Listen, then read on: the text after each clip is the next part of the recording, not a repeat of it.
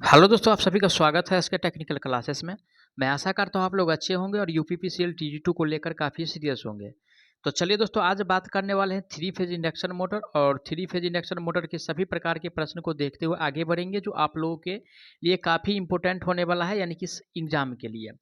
क्योंकि दोस्तों एग्जाम जो है, यानी कि आप लोगों को में जो अच्छा स्कोर अगर लाना चाहते हैं, तो यानी कि जो बार बार क्वेश्चन रिपीट होता है कुछ प्रश्न, वो सेशन आप लोगों के बीच लाए हैं। तो आप लोग वीडियो में इन तक जरूर बने रहिएगा। तो चलिए स्टार्ट करते हैं, टाइम गंवाए हुए। पहला प्रश्न है, 5 HP क्या दिया हुआ है भाई? तो 5 HP दिया हुआ है तक के थ्री फेज 415 वोल्ट, उसके बाद जो है 50 हर्ट्ज स्क्वायरल गेज प्रेरण मोटर डैश के जो है उपयोग से शुरू किया जाता है। कितना? तो 5 HP तक कह रहा है भाई, है ना। अगर 5 HP की अगर बात कर रहा है तो किससे स्टार्ट करेंगे? DOL से स्टार्ट करेंगे। किससे? तो DOL से। तो DOL का यानी कि फुल फॉर्म भी जान लीजिए, क्योंकि एग्जाम में पूछा जाता है। तो इसका मतलब होता है यानी कि डायरेक्ट ऑनलाइन स्टार्टर। क्या होता है? डायरेक्ट, ठीक है, ऑनलाइन, ठीक है, डायरेक्ट ऑनलाइन स्टार्टर होता है। ठीक है, डायरेक्ट ऑनलाइन स्टार्टर होता है। ए में कह रहा है कि ऑटो स्टार्ट डेल्टा स्टार्टर, तो ऑटो स्टार्ट डेल्टा स्टार्टर जो है 5 HP पे नहीं स्टार्ट होता है। ठीक है, ड्यूअल स्टार्टर जो है 5 HP पे स्टार्ट किया जाता है, जो कि ऑप्शन यानी कि सी में दिया है। करेक्ट आंसर की अगर बात किया जाए तो ऑप्शन इसका सी सही हो जाएगा। आगे बढ़ते हैं आज का अगला प्रश्न पे। आज का अगला प्रश्न दिया है कि 3 फेज वाले स्क्वायरल गेज मोटर का शुरुआती करंट डैश होता है। ठीक है, किसका कह रहा है? तो 3 फेज का कह रहा है। 3 फेज इंडक्शन मोटर जो होता है या स्क्वायरल गेज जो मोटर है दोस्तों, यानी कि इसका जो शुरुआती जो करंट होता है, जो निर्धारित मान होता है, ठीक है, यानी कि जो निर्धारित यानी कि जो वैल्यू यानी कि जो उसका मान होता है, ठीक है, उससे यानी कि ये जो होता है दोस्तों 5 से लेकर के यानी कि 6 गुना होता है। 5 से 6 गुना होता है निर्धारित करंट का। और ऑप्शन किस में दिया है? ए में कह रहा है कि 1.5 गुना। तो निर्धारित करंट का 1.5 गुना नहीं होता है, यानी कि 1.5 गुना से ज़्यादा होता है। और ये जो होता है दोस्तों यानी कि 5 से 6 गुना के बराबर में। और ऑप्शन सी में दिया है 5 से 6 गुना। करेक्ट आंसर की बात किया जाए तो ऑप्शन इसका सी सही हो जाएगा। आगे बढ़ते हैं अगला प्रश्न पे। आज का अगला प्रश्न दिया है क्वेश्चंस में, एक प्रेरण मोटर में यदि पोल की संख्या दोगुनी हो जाती है तो गति क्या होगा? किसमें कह रहा भाई? तो प्रेरण मोटर में। तो सबसे पहले यानी कि NS बराबर क्या होता है? यानी कि 120, और गुना में यानी कि F होता है, और बाई में क्या होता है? P हो रहा है। ठीक है, अब रही बात, कह रहा है कि क्या पोल को दुगुना करने पर, अगर पोल अगर दुगुना करेंगे तो इसका जो गति होगा दोस्तों क्या हो जाएगा? यानी कि आधी हो जाएगा। अगर इसको यानी कि दुगुना करेंगे तो 1/2 हो जाएगा।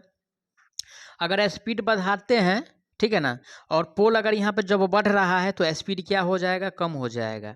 ठीक है ना, तो आधा जो दिया हुआ है किस में दिया है? ए में कह रहा है कि व्यतक्रमिक होता है, तो व्यतक्रमिक नहीं होता है, दुगुना नहीं होगा भाई। ठीक है ना, अगर फ्रीक्वेंसी पूछता तब यानी कि दुगुना हो जाता है। ठीक है ना, अगर पूछता कि स्पीड इतना है, तो अगर स्पीड अगर दुगुना किया जा रहा है तो फ्रीक्वेंसी पे क्या प्रभाव पड़ेगा? तो फ्रीक्वेंसी वहाँ पे 2 गुना हो जाता है। लेकिन यहाँ तो पूछ रहा है पोल के बारे में। ठीक है, तो पोल जो होगा दोस्तों, वो पोल के यानी कि जो दिया हुआ है, और गति जो होगा यानी कि अगर पोल दुगुना होगा तो गति आधा हो जाएगा। और ऑप्शन डी में दिया है आधा, तो राइट आंसर जो होगा ऑप्शन इसका डी सही हो जाएगा। चलिए आगे बढ़ते हैं फिर से नए प्रश्न पे। आज का नए प्रश्न दिया है कि स्वचालित स्टार डेल्टा स्टार्टर में कितने संकुचकों कंडक्टर का प्रयोग किया जाता है? किसमें? यानी कि स्टार डेल्टा में कह रहा है। स्टार यानी कि डेल्टा जो स्टार्टर होता है, ठीक है, स्टार डेल्टा यानी कि जो स्टार्टर होता है उसमें यानी कि कितना संकुचक का प्रयोग किया जाता है? किसमें? तो स्टार डेल्टा स्टार्टर में। और स्टार डेल्टा स्टार्टर में जो संकुचक की जो संख्या है दोस्तों, वो रखा जाता है आपको यानी कि 3 रखा जाता है। और ऑप्शन किस में दिया है? 3, तो ऑप्शन ए में है। करेक्ट आंसर की अगर बात किया जाए तो ऑप्शन इसका ए सही हो जाएगा। आगे बढ़ते हैं आज का अगला प्रश्न पे। आज का अगला प्रश्न दिया है क्वेश्चंस में, कह रहा है कि फेज से फेज और फेज से न्यूट्रल तक केबल के विद्युत अवरोधन परीक्षण में प्रतिरोध डैश से कम नहीं होना चाहिए। तो किससे यानी कि कम नहीं होना चाहिए? तो फेज से फेज कह रहा है।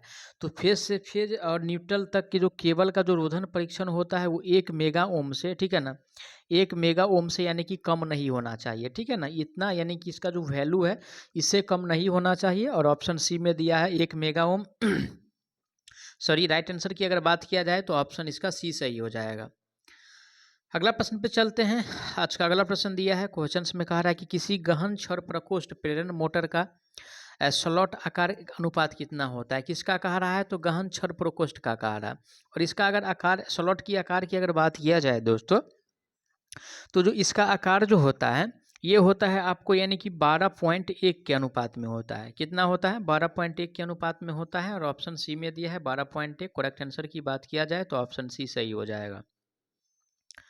आगे बढ़ते हैं नेक्स्ट प्रश्न पे। नेक्स्ट प्रश्न दिया है कि प्रेरण मोटर का स्टेटर डैश से बनाया जाता है। क्या कह रहा है भाई? तो स्टेटर की बात यानी कि कर रहा है, और स्टेटर जो बना होता है दोस्तों वो किससे बना होता है? तो स्टेटर जो बना होता है दोस्तों ये सिलिकॉन स्टील से बना होता है। किससे? सिलिकॉन, ठीक है, यानी कि स्टील जो होता है यानी कि सिलिकॉन इस्पात से ये बना होता है। और ऑप्शन किस में दिया है? तो ऑप्शन जो दिया हुआ है ये आपको ए में कह रहा है कि तांबा, तो तांबा तो चालक पदार्थ यानी कि कंडक्टर, इससे यानी कि बनाया जाता है, ठीक है ना। अब रही बात बी में दिया है सिलिकॉन इस्पात, तो करेक्ट आंसर की अगर बात किया जाए तो ऑप्शन इसका बी सही हो जाएगा। अगला प्रश्न पे चलते हैं। आज का अगला प्रश्न दिया है, क्वेश्चंस में कह रहा है कि स्क्वायरल प्रकोष्ठ प्रेरण मोटर पर स्लिप रिंग मोटर को वही वरीयता दी जाती है जहां ए में कह रहा है उच्च स्टार्टिंग आघूर्ण आवश्यक हो, बी में कह रहा है निम्न पावर फैक्टर, सी में कह रहा है निम्न स्टार्टिंग आघूर्ण, और डी में कह रहा है उच्च स्टार्टिंग करंट की आवश्यकता हो। तो ऐसा कुछ नहीं है, ठीक है। स्लिप रिंग मोटर को वही वरीयता दी जाती है जहाँ पे स्टार्टिंग आघूर्ण जो है यानी कि काफ़ी हमको ज़्यादा में चाहिए, ठीक है, काफ़ी ज़्यादा मात्रा में चाहिए। तो ऑप्शन ए में दिया हुआ है ऐसा, तो राइट आंसर की अगर बात किया जाए ऑप्शन ए सही हो जाएगा। अगला प्रश्न पे चलते हैं। अगला प्रश्न दिया हुआ है कि यदि हम एक प्रेरण मोटर के पोल को दुगुना कर दे तो इसकी गति क्या होगा?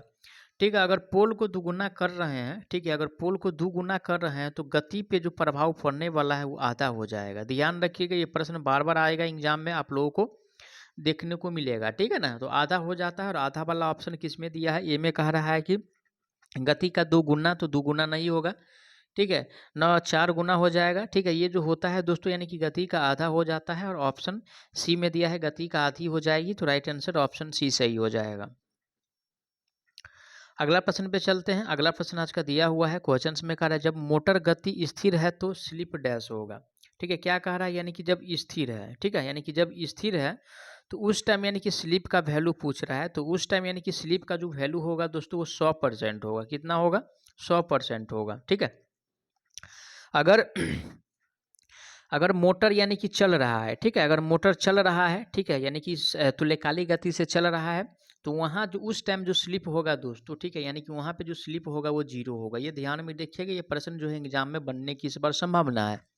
और अगर मोटर जो है मोटर का यानी कि गति अगर स्थिर है, ठीक है, तो उस टाइम जो स्लिप होगा दोस्तों वो 100% होगा। कितना होगा? वो 100% यानी कि स्लिप देखने को मिलता है कब? जब यानी कि स्थिर अवस्था में होता है तो, ठीक है। चलिए अगला प्रश्न दिया हुआ है, क्वेश्चंस में कह रहा है कि स्लिप रिंग मोटर को स्क्वायरल गेज मोटर के स्थान पर वरीयता दी जाती है जहां डैश की आवश्यकता हो। ए में कह रहा है कि मध्य शक्ति गुणांक, उच्च प्रारंभिक टॉर्क, बी में कहा, सी में कह रहा है मध्य प्रारंभिक करंट, और डी में कह रहा है कम प्रारंभिक करंट। तो देखिए दोस्तों यानी कि इसको जो है वहीं पे वरीयता दी जाती है जहाँ पे यानी कि हाई यानी कि स्टार्टिंग यानी कि टॉर्क चाहिए, ठीक है, हाई स्टार्टिंग टॉर्क चाहिए। और ऑप्शन बी में दिया है उच्च प्रारंभिक टॉर्क, तो राइट आंसर जो होगा ऑप्शन इसका बी सही हो जाएगा, ठीक है। चलिए फिर से चलते हैं नेक्स्ट प्रश्न पे। नेक्स्ट प्रश्न आज का जो दिया हुआ है, क्वेश्चंस में कह रहा है कि आमतौर पर ड्यूल स्टार्टर का प्रयोग डैश, देखिए ये प्रश्न फिर से रिपीट है लेकिन अदर शिफ्ट में और यानी कि दूसरे डेट में जो ये क्वेश्चन पूछा हुआ है। तो 5 HP तक प्रयोग में लेते हैं ड्यूएल का। ड्यूएल का फुल फॉर्म होता है डायरेक्ट ऑनलाइन स्टार्टर, और 5 HP जो दिया हुआ है डी में दिया है। करेक्ट आंसर की अगर बात किया जाए तो ऑप्शन इसका डी सही हो जाएगा। अगला प्रश्न पे चलेंगे। अगला प्रश्न दिया हुआ है, क्वेश्चंस में कह रहा है कि 3 फेज वाले मोटर स्टार्ट में पुश बटन कहाँ जुड़ा होता है? तो देखिए दोस्तों यानी कि पुश बटन की बात कर रहा है, और पुश यानी कि जो बटन जुड़ा होता है, ए में कह रहा ऑन पुश के समानांतर में, एनबीसी के समानांतर में, नियंत्रण सर्किट के श्रृंखला में, एनबीसी के समानांतर में। तो देखिए दोस्तों यानी कि पुश बटन जो कनेक्ट होता है वो नियंत्रण सर्किट के श्रेणी में होता है, ठीक है, यानी कि कंट्रोल सर्किट के सीरीज में होता है। ऑप्शन किस में दिया हुआ है? तो ऑप्शन जो दिया हुआ है सी में, नियंत्रण सर्किट की श्रृंखला में। तो करेक्ट आंसर जो होगा ऑप्शन इसका सी सही हो जाएगा। अगले प्रश्न पे चलते हैं। आज का अगला प्रश्न दिया है कि प्रेरण मोटर के रोटर और स्टेटर डैश से बने होते हैं। किसका? तो प्रेरण मोटर का यानी कि रोटर की बात कर रहा है, और यानी कि स्टेटर की बात कर रहा है। तो दोस्तों यानी कि ये जो बना होता है वो ध्यान दीजिएगा, ये जो बना होता है ये आप लोगों को यानी कि लेमिनेटेड कोर होता है। क्या होता है? लेमिनेटेड, ठीक है, लेमिनेटेड यानी कि कोर से बने होते हैं। ऑप्शन किस में दिया हुआ है? ऑप्शन यानी कि ए में दिया हुआ है। लेमिनेटेड क्यों करते हैं? तो यानी कि ईडी धारा जो लॉसेस होता है, ठीक है, यानी कि ईडी करंट जो लॉस होता है उसको कम करने के लिए हम कोर को क्या करते हैं? तो लेमिनेट करते हैं। अगले प्रश्न पे चलेंगे। अगला प्रश्न दिया हुआ है कि एक स्टार्टर में 3 संकुचक और 1 टाइमर का प्रयोग किया जाता है। ऐसा कौन सा स्टार्टर है जिसमें यानी कि 3 संकुचक और साथ ही साथ यानी कि एक जो टाइमर होता है उसका यानी कि प्रयोग किया जाता है? तो देखिए दोस्तों, 3 संकुचक और 1 टाइमर का जो प्रयोग किया जाता है, ठीक है ना, ये आप लोगों को देखने को मिलेगा ऑटोमेटिक डेल्टा स्टार में, ठीक है। ऑटोमेटिक स्टार डेल्टा स्टार्टर जो होता है, ऑटोमेटिक यानी कि स्टार डेल्टा जो स्टार्टर होता है उसमें ये देखने को मिलेगा। ऑप्शन डी में दिया है ऑटोमेटिक स्टार डेल्टा स्टार्टर, तो राइट आंसर जो होगा ऑप्शन इसका डी सही हो जाएगा। अगला प्रश्न पे चलते हैं। अगला प्रश्न है, आमतौर पर 3 फेज स्क्वायरल गेज फेन मोटर का पूर्ण भार करंट कितना होता है? ठीक है, तो पूर्ण भार करंट की अगर बात किया जाए तो निर्धारित करंट का यानी कि 1.5 गुना होता है। कितना होता है? 1.5 गुना होता है। और ऑप्शन बी में दिया हुआ है निर्धारित एचपी का 1.5 गुना, तो करेक्ट आंसर जो होगा ऑप्शन इसका बी सही हो जाएगा। अगला प्रश्न पे चलेंगे। आज का अगला प्रश्न दिया हुआ है कि निम्न में से किस मोटर को जो है कम लागत व रख रखाव की आवश्यकता होती है? तो सबसे अगर कम की अगर बात किया जाए दोस्तों, तो यानी कि इंडक्शन मोटर जो होता है, ठीक है, यानी कि इंडक्शन जो मोटर होता है उसका यानी कि रख रखाव जो है यानी कि सबसे यानी कि आसान है। और इंडक्शन मोटर किस में दिया हुआ है? ए में दिया हुआ है प्रेरण मोटर। राइट आंसर की अगर बात किया जाए तो ऑप्शन इसका ए सही हो जाएगा। ठीक है, चलिए आगे बढ़ते हैं फिर से नए प्रश्न पे। नया प्रश्न आज का है कि प्रेरण मोटर के लिए निर्भर भार स्लिप क्या है? किसका? तो इंडक्शन मोटर का। और इंडक्शन मोटर का यानी कि जो स्लिप होता है दोस्तों लेस देन 1% होता है। कितना होता है? लेस देन 1% होता है। ऑप्शन किस में दिया हुआ है? ऑप्शन किस में दिया हुआ है लेस देन 1%? तो ऑप्शन डी में दिया है। करेक्ट आंसर की अगर बात किया जाए तो ऑप्शन इसका डी सही हो जाएगा। नए प्रश्न पे चलेंगे।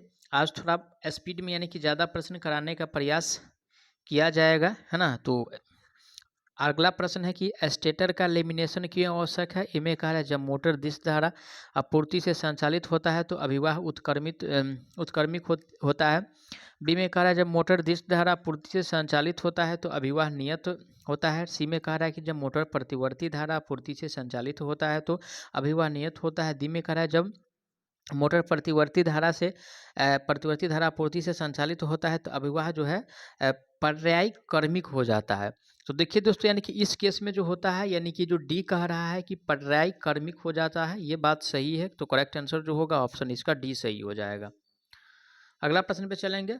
अगला प्रश्न दिया है कि डायरेक्ट ऑनलाइन स्टार्टर का प्रयोग डैश के प्रेरण मोटर में किया जाता है। किसका कह रहा है भाई? तो डायरेक्ट ऑनलाइन स्टार्टर में। और डायरेक्ट ऑनलाइन स्टार्टर का यानी कि जो कम रेटिंग का जो मोटर होता है ना, कम रेटिंग का जो मोटर होता है उसमें प्रयोग करते हैं। मेनली इसे जो 5 HP तक का मोटर में प्रयोग किया जा सकता है। ऑप्शन कम रेटिंग जो दिया हुआ है बी में है। करेक्ट आंसर की बात किया जाए तो ऑप्शन इसका बी सही हो जाएगा।